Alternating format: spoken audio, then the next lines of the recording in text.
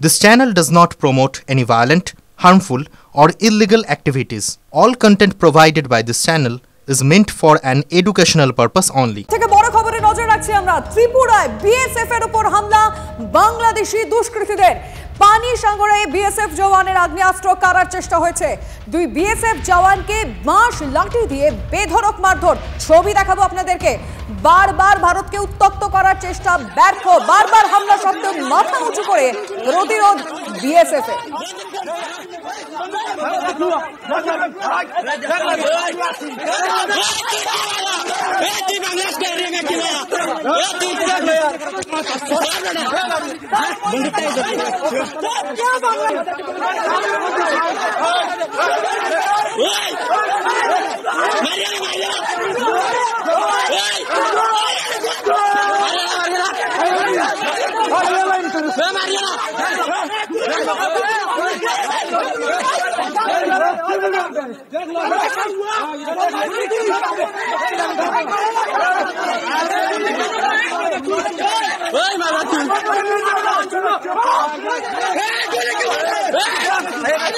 চলুন ছবিটা আরো একবার আপনাদের দেখাই একবার সাহসটা চিন্তা করুন কত বড় আস্পর্ধা কত সাহস হলে বিএসএফ এর আগ্নেয়াস্ত্র বিএসএফ এর নিরাপত্তা নিয়ে প্রশ্ন উঠছে আগ্নেয়াস্ত্র ভাবে ছিনিয়ে নিতে পারছে বাংলাদেশের সেই সমস্ত দুষ্কৃতীরা কিন্তু তারা ভুলে যাচ্ছে এটা ভারতের সেনাবাহিনী বর্ডার সিকিউরিটি ফোর্স সাহস পাচ্ছে কি করে আমি সরাসরি কথা বলতে চাইবো আমাদের রিপোর্টার শান্ত আমাদের সঙ্গে রয়েছেন শান্ত কিভাবে এত সাহস পাচ্ছে তারা তারা ভারতীয় সেনার আগ্নেয়াস্ত্র কেড়ে নিতে চাইছে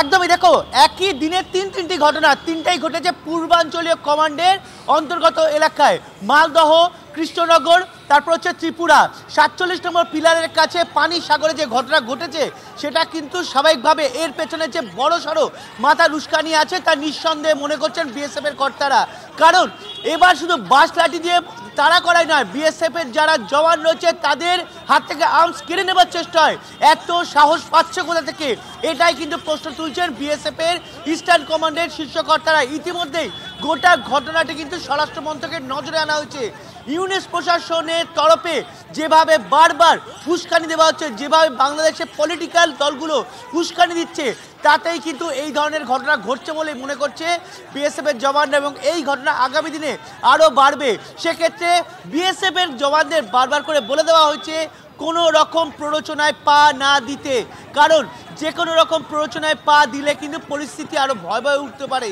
সেটা কোনোভাবেই ভারতের তরফে চাওয়া হচ্ছে না ভারতের তরফে বা ভারতের কূটনৈতিক মহলের তরফে চাওয়া হচ্ছে যে পরিস্থিতি তৈরি হয়েছে তাতে সীমান্তে প্রহররত সীমান্তের যারা রক্ষী রয়েছে অর্থাৎ বিএসএফ মাথা ঠান্ডা রেখে পরিস্থিতি সামলাক কোনো রকম প্ররোচনা যেন পা না দেয় কিন্তু যেখানে গতকাল দেখা যাচ্ছে ত্রিপুরায় বাংলাদেশের দুষ্কৃতীরা নিজেদের মাদক হোক নিজেদের অন্যান্য নিষিদ্ধ বস্তু পাচার করতে না পেরে বিএসএফ জওয়ানের উপর হামলা করছে সেখানে বর্ডার গার্ড অফ বাংলাদেশ বিএসএফকে উল্টে দোষারোপ করতে ব্যস্ত তাকে কিন্তু দেখা যাচ্ছে না কোথাও যে লাঠি রড দিয়ে যে দুষ্কৃতীরা এসেছিল তাদেরকে বাধা দিতে অর্থাৎ এর প্রমাণিত যে বিজিবি এবং বাংলাদেশের দুষ্কৃতীদের মধ্যে একটি ওতপ্রোত সম্পর্ক রয়েছে আর সেই সম্পর্কের কারণেই কিন্তু গতকাল যে ঘটনা ঘটেছে তাতে কোনো দুষ্কৃতীকে ধরা তো দূরের কথা কাউকে মারধর বা কাউকে তাড়া করতেও দেখা যায়নি বর্ডার গার্ড অফ বাংলাদেশের তরফে উল্টে বিএসএফকে বলা হচ্ছে যেটা শোনা যাচ্ছে সাউন্ড তাদের অডিওতে যে বিএসএফকে বলা হচ্ছে সেখান থেকে চলে যেতে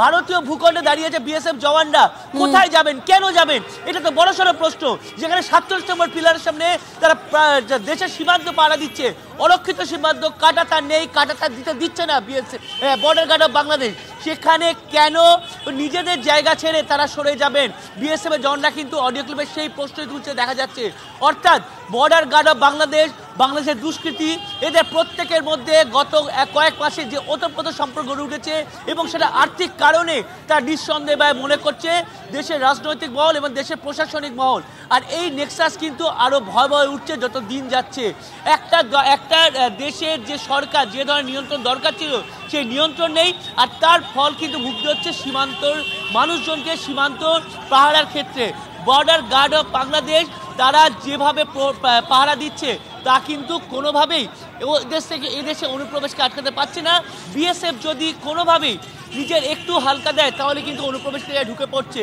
সেক্ষেত্রে বিএসএফকেও নির্দেশ দেওয়া হয়েছে কোনোভাবেই জায়গা ছাড়তে না, অতন্দ্র প্রহরী হিসাবে কাজ করতে, কাউকে ছাড়া যাবে না, এক চুলো জমি ছাড়া যাবে না। এটাই তো প্রশ্ন শান্ত, যে এত সাহস তারা পাচ্ছে কিভাবে ভারতের অংশে ঢুকে বিএসএফ এর আগ্নেয়াস্ত্র ছিনিয়ে নিতে পারছে? এই মুহূর্তে প্রাক্তন বিএসএফ কর্তা সমীর মিত্রের সঙ্গে আমরা যোগাযোগ করেছি। আপনাকে টিভি9 বাংলায় স্বাগত জানাবো মিস্টার মিত্র। ছবিটা দেখলে সত্যি অবাক হতে হচ্ছে, বিএসএফ এর কাছ থেকে আগ্নেয়াস্ত্র ছিনিয়ে নেওয়া হচ্ছে, লাঠি রড দিয়ে মারা হচ্ছে বিএসএফ যারা রয়েছেন সেনাদের। সে আপনি কিভাবে দেখছেন এই বিষয়টি? এতটা সাহস কি করে পাচ্ছে বাংলাদেশ? এখন এই চেঁচামেচি করলে তো সাহস বাড়বেও না কমবেও না, ঠিক আছে? প্রশ্ন উঠছে যে ওখানে যেটা রয়েছে ওইখানে ঢুকে পড়েছিল বাংলাদেশি সিভিলিয়ানরা, গ্রামের লোকেরা, এবং সেই জায়গাটা আমি যতদূর জানি যে এটার নাম বোধহয় 59 একটা, যেখানে একজন কম কোটির দেবদেবতার নাম লেখা পাথরে এটা টুরিস্ট স্পট। এবং এই ইয়েতে সেখানে বিএসএফ এর হাত থেকে হাতিয়ার ছিনিয়ে নিয়েছে আর বিএসএফ কে রড দিয়ে মেরেছে, আর বিএসএফ চুপচাপ দাঁড়িয়েছিল। এটা যে বিশ্বাসযোগ্য মনে হচ্ছে না আমার। যাই হোক, যদি এটা হয়ে থাকে তাহলে তার যথোপযোগ্য জবাব দেওয়া হবে, এটা তো কোনো ব্যাপার নয়। একটা হচ্ছে হাতিয়ার ছিনিয়ে নেওয়া, আর একটা হচ্ছে হাতিয়ার ছিনিয়ে নিচ্ছে। এই দুটোর মধ্যে ওরা কি কোনো হাতিয়ার ছিনিয়ে নিয়েছে এ পর্যন্ত, নাকি চেষ্টা করেছিল? ছিনিয়ে নিতে পারেনি, চেষ্টা করেছিল, রাইট। তারপরে বিজেপি এসে তাদের আবার নিজেদের দেশে তাড়িয়ে নিয়ে যায়, তাই তো?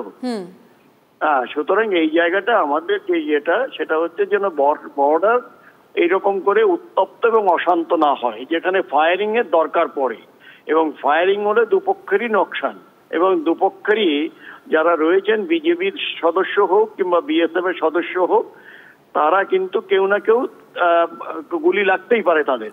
এবং এই যে জিনিসটা হলো, এবং বিজেপি খবর পেয়ে এসে নিয়ে গেল, একদিক দিয়ে ভালো, কিন্তু আরেক দিক দিয়ে খারাপ যেটা, যে বাংলাদেশি সিভিলিয়ানদের এত বড় স্পর্ধা এবং ঔদ্ধত্য কি করে হয় যে তারা এই বিএসএফ এর বন্দুক ছিনে নেওয়ার চেষ্টা করে। আগেও হয়েছে, it must be related to some kind of smuggling or something like that. তাহলে কারণ অতীতের ইতিহাস আমরা দেখেছি, যখনই আমরা বিএসএফ চেষ্টা করেছে স্মাগলিং ওদের পেছনে দৌড়ে ধরতে, তখনই দেখা গেছে যে পেছন থেকে কেউ কাটারি, কেউ বল্লম নিয়ে ওদের উপরে ধাওয়া করেছে বিএসএফ এর উপরে। সেই ধরনের কোনো কিছু ওখানে হচ্ছে কিনা আমি জানি না, কারণ আমার কাছে ইমিডিয়েটলি কোনো খবর নেওয়ার কোনো, আমাদের কাছে খবর আসলে অবশ্যই আমরা আপনার সঙ্গে যোগাযোগ করব। আপাতত ধন্যবাদ মিস্টার মিত্র। আমরা আরো একবার চলে যাব সায়ন্তর কাছে। সায়ন্ত, যে কথাটা মিস্টার মিত্র বলছিলেন সেটা হচ্ছে যে এই যে অস্ত্র ছিনিয়ে নেওয়ার চেষ্টা, এটা কিন্তু খুব লঘু করে দেখলে চলবে না। তো সেই জায়গায় দাঁড়িয়ে বিএসএফ এর কাছে তো নানান ধরনের খবর থাকে। এই যে ইন্টেলিজেন্স মারফত কি তাদের কাছে কোনো খবর আছে যে এই ধরনের কোনো কাজ করা হবে, দুষ্কৃতি দেখিয়ে বাংলাদেশ এরকম কোনো কাজ করবে, অস্ত্র ছিনিয়ে নেওয়া হবে, অস্ত্র লুঠের চেষ্টা করা হবে, এরকম কোনো তথ্য কি সামনে আসছে? দেখো, বিএসএফ এর ইন্টেলিজেন্সের সূত্র একটা কথা বলছে যে ঘটনা গতকাল কৃষ্ণনগরে ঘটেছে, মালদহে ঘটেছে বা ত্রিপুরায় ঘটেছে, সেই ঘটনা বাড়বে, এটা নিঃসন্দেহে কিন্তু মনে করছেন বিএসএফ এর গোয়েন্দা মহল। কারণ যে বিষয়টি শুরু হয়েছে সেটা যে কোনো একটি নির্দিষ্ট জায়গার মধ্যে থেমে থাকবে না, তা কিন্তু মনে করছেন। শুধু জমি নয়, নদী বর্ডারের ক্ষেত্রেও কিন্তু এই ঘটনা বাড়বে। তবে অস্ত্র ছিনতাই করার চেষ্টা, এটা আগেও যেটা বিএসএফ এর প্রাক্তন ডিআইজি সমীর মিত্র যেটা জানাচ্ছিলেন, যে এই ঘটনা কিন্তু আগেও ঘটেছে, সেটা কিন্তু ঘটেছে স্মাগলার বা যারা দুষ্কৃতী তাদের ক্ষেত্রে। এবার সিভিলিয়ানরা অস্ত্র ছিনতাই করার চেষ্টা করলেন, লাঠি রড বাস্ট নিয়ে মারধরের চেষ্টা করলেন।